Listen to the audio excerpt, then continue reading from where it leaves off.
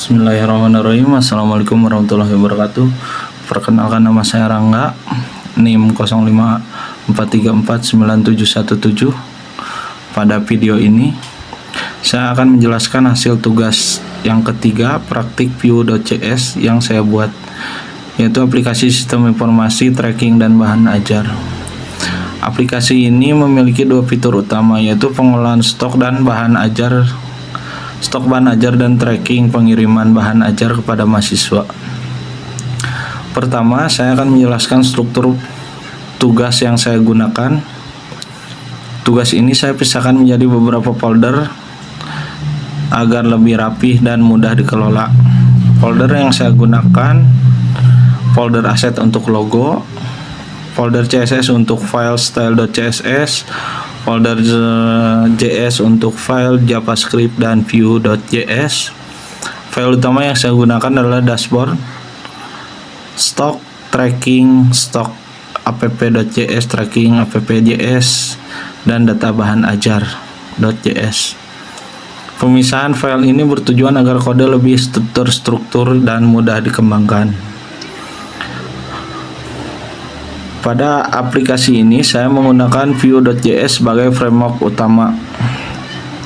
Untuk halaman stok, saya membuat Vue instance pada file stok app.js.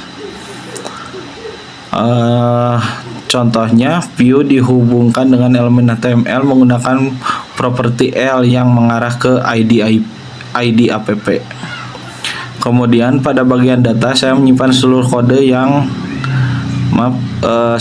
seluruh data yang dibutuhkan aplikasi, seperti data stok, keyword pencarian, kategori, UPBJJ, form input, dan data lainnya.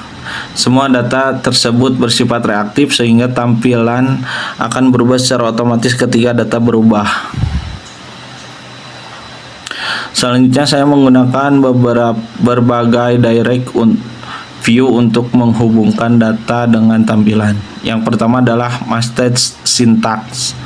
Contohnya, saya menggunakan kurung kurawal ganda untuk menampilkan data seperti nama buku, jumlah stok, dan total data. Yang kedua adalah vModel. Direktif ini digunakan pada form input sehingga nilai yang diketik penggunaan langsung tersimpan ke dalam data Vue. Contohnya digunakan pada pencarian seperti ini. Kemudian input kode, input judul, kategori, dan UPBJJ. Yang ketiga adalah V-form. Saya menggunakan V-form untuk menampilkan seluruh data stok dalam bentuk tabel. Ini. Yang keempat adalah VHTML, digunakan untuk menampilkan catatan yang mengandung format HTML. Yang kelima adalah VBind, digunakan untuk menghubungkan atribut HTML dengan data secara dinamis. Pada aplikasi ini saya menggunakan conditional rendering untuk menampilkan kondisi tertentu. Contohnya pada status stok. Jika stok lebih besar dari safety stok, maka tampil status aman seperti ini. Dan catatannya pun bisa muncul ketika pointer diarahkan. Jika stok mulai berkurang, maka tampil menipis. Di sini saya tidak memasukkan stok yang menipis. Dan jika stok berada di bawah batas aman, maka tampilnya kritis seperti ini, merah. Untuk membuat kondisi tersebut, saya menggunakan VIF, VElse-if, dan VElse. Selain itu, pada halaman tracking, saya juga menggunakan kondisional untuk menampilkan hasil pencarian atau pesan data tidak ditemukan. Untuk meningkatkan efisiensi, saya menggunakan computed property. Computed pertama adalah filter stock. yang digunakan untuk melakukan pencarian, filter, dan sorting data. Komputer kedua adalah total quantity. Kemudian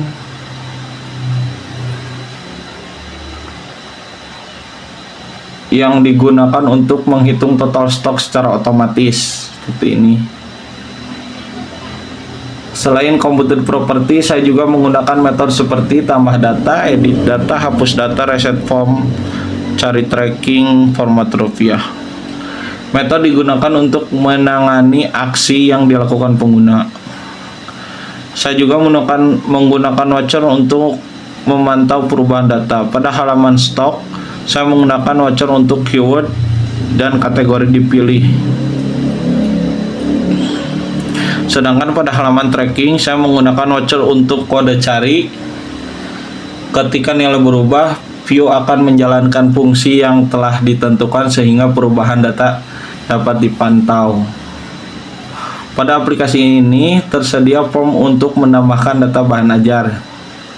Yang ini, data yang diinput meliputi kode, judul, kategori, PBJJ, lokasi rak, harga, dan kuantiti. Sebelum data disimpan, saya melakukan validasi sederhana. Jika ada data kosong, maka sistem akan menampilkan pesan bahwa data belum lengkap. Contohnya seperti ini. Saya akan menambahkan data bahan ajar.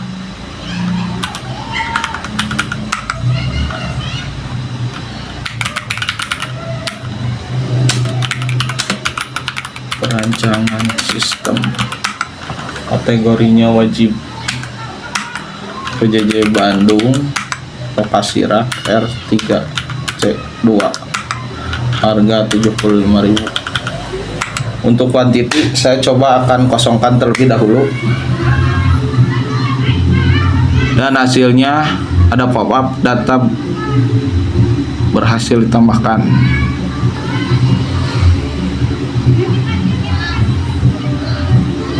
Saya akan masukkan lagi kodenya ECMA 4158. Judulnya saya kosongkan, pilihan Bandung, lokasi rak R4C2, harga 65.000, kuantitinya 16. Coba saya tambahkan di sini, data belum lengkap, jadi judulnya harus diisi. Coba sekarang kita tambahkan judulnya, perilaku organisasi. Data berhasil disimpan. Di sini udah aman.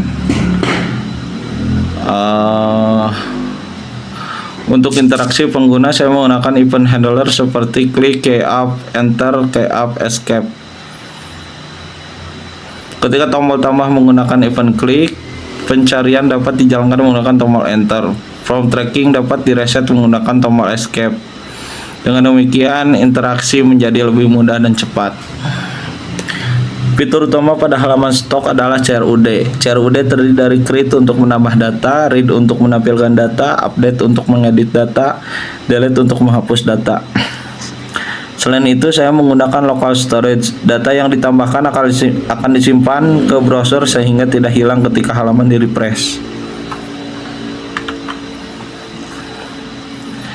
Menu kedua adalah tracking pengiriman. Pada halaman ini, pengguna dapat mencari data pengiriman menggunakan kode DO atau NIM mahasiswa. Coba saya akan mencarinya menggunakan NIM.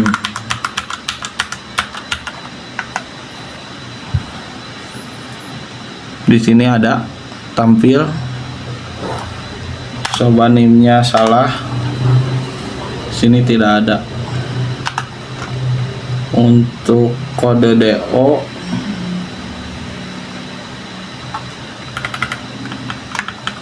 saya akan masukkan menggunakan kode DO. Hasilnya sama juga seperti menggunakan NIM. Jika data ditemukan, maka sistem menampilkan status pengiriman, ekspedisi, tanggal kirim, identitas mahasiswa, detail paket, serta riwayat perjalanan. Seperti ini penerimaan di loket Tangsel.